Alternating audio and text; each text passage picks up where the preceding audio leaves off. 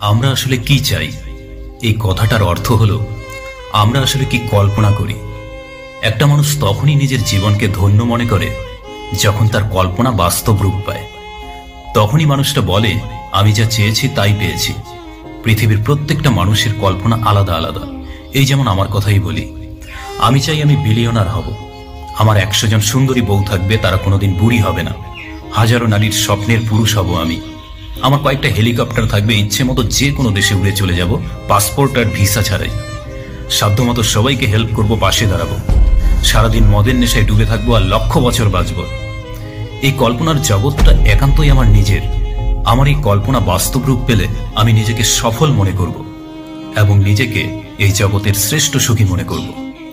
কিন্তু জীবনের সবচেয়ে বড় ট্র্যাজেডি হলো, মন যা চায় তা পায় না, সব আশা পূর্ণত হয় না। আমাদের মেনে নিতেই হয় কঠিন বাস্তবকে। সাধের অট্টালিকা তাসের ঘরের মতো ভেঙে যায়। বিয়ে পাগলা ছেলেটা ফুলসজ্জার রাতে হার্ট অ্যাটাকে মারা যায়। সন্তান চাই বলে পাগল প্রায় মা সন্তান জন্ম দিতে গিয়েই না ফেরার দেশে চলে যায়। আমাদের কল্পনার কোনো সীমা নেই, কিন্তু নশ্বর জীবনটা ছোট্ট একটা গণ্ডিতে আবদ্ধ। আর ঠিক এই কারণেই বাস্তব জগৎটাকে বৃদ্ধাঙ্গুল দেখিয়ে আমি আজ কল্পনার জগতের যাত্রী। কল্পনার পৃথিবীটাকে বাস্তব ভেবে লিখে যাই দিন রাত্রি। মানুষ হয়ে জন্ম নিয়ে যে মস্তিষ্ক পেয়েছি, এটাই আমার জীবনের সবচেয়ে বড় প্রাপ্তি। আমরা যা চাই তা আসলে আমাদের কল্পনা।